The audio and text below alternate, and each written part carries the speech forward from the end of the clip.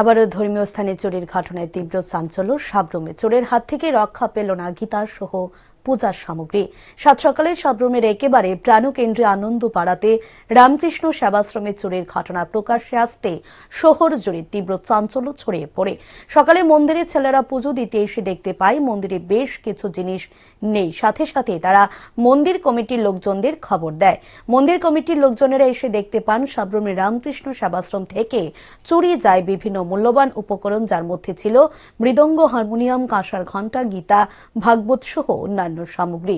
শহরের ধর্মীয় প্রতিষ্ঠানগুলিতে চুরির প্রবণতা লক্ষ্য করা গেছে বেশ কয়েক মাস যাবৎ। গত কিছুদিন আগেও শতাব্দী প্রাচীন দৈত্যেশ্বরী কালী মন্দিরের চুরির ঘটনার এখনো কোনো সুরাহা হয়নি। তার মধ্যে আবারও বৃহস্পতিবার রাতে রামকৃষ্ণ সেবাশ্রমে চুরির ঘটনা সংঘটিত হওয়ায় জনমনে ক্ষোভ বিরাজ করছে। আমাদের ছেলেরা সকালবেলা ঠাকুর ঘরে পূজা দিতে এসে দেখলো যে আমাদের আশ্রমের কিছু জিনিস মিসিং আছে।